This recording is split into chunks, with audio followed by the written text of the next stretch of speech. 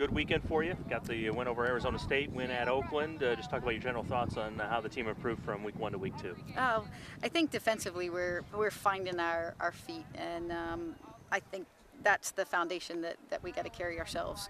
I thought Friday night against Arizona State, they posed some challenges for us. They certainly came out at the beginning of the second half and kind of took it to us, and we responded to that on both sides of the ball, offensively and defensively.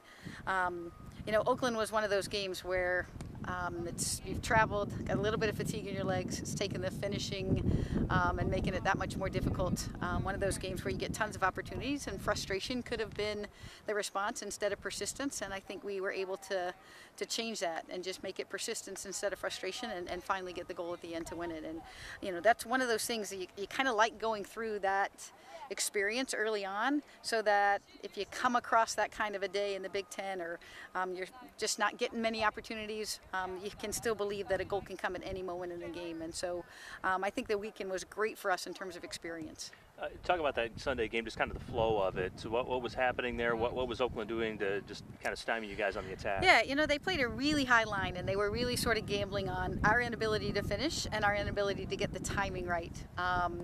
And we struggled to do both of those, so their gamble was paying off most of the time. I think we got called off sides 10 or 11 times. I debate some of those probably. But certainly they made it difficult for us to get the timing right. They were squeezing. They have a back who's fast and could drop in when she needed to, and we sort of struggled to figure out the exact right timing of that. So we got called off sides, and then when we did get in, didn't really finish the opportunities that we had. I think their goalkeeper had 10 saves, and I'm not sure she had to dive for any one of those. A great breakaway save she made, but most of the time we were hitting her in the chest or putting the ball off target. So I think it was one of those times where we just needed to find a moment of composure and try to do that, and it didn't come until the 97th minute. So it was heart-wrenching for those of us on the sidelines. And just talk about Amy's goal. How did it come about? How was it set up? How did it happen? Well, really, I think you got to credit a little bit to her fitness level. She had made a run in, didn't get the ball, got herself all the way back on sides, and then in that transition moment with their backs pulling out, she was far enough away from them to make the run in behind. We finally got the timing right, we got the ball right, and we got the composure in the box to finish it. We had been looking for all three of those things to line up, and we had one but not the other a lot of the day, and finally we got the timing, we got a great service, and we got a composed finish, and that put the game away.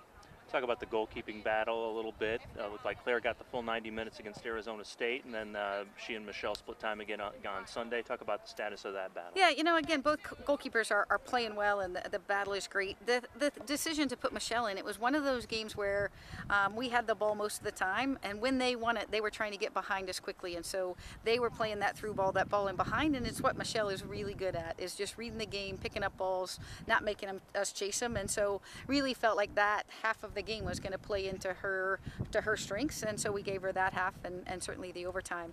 I think this week is really where the battle's going to come to a head, and we've got to make some decisions as we get closer and closer to that Big Ten season. But it was certainly a game where it played very much to Michelle's strengths, and it makes sense to use a goalkeeper that we have that does that very well. Kind of a long road trip for you this week down to Charleston, South Carolina. Certainly expect some heat down there and some good opposition. Talk about the challenge of that this week. Yeah, again, you want your non-conference season to challenge your team in a lot of different ways. We've played some really talented competition. We haven't really put ourselves in that travel, uncomfortable environment, whether that's cold and snow and rain and water like NCAA's or heat. You never know what you're going to face in the postseason time, and even in our Big Ten season. So this will be certainly a little bit of a weather challenge, and teams do it one way. They use it as something that they can, kind of use as an excuse, or they embrace it as something that will challenge them and make them better. And we're certainly going to use that. A great opportunity, great program down there. Certainly Christian Mitchell, a former assistant here, does a great job with that program. So we're excited to go back and play a good team, stay there in Charleston, nice historic city. And I'm sure the hospitality will be great and the weather will be awful. So we're going to enjoy both of those things.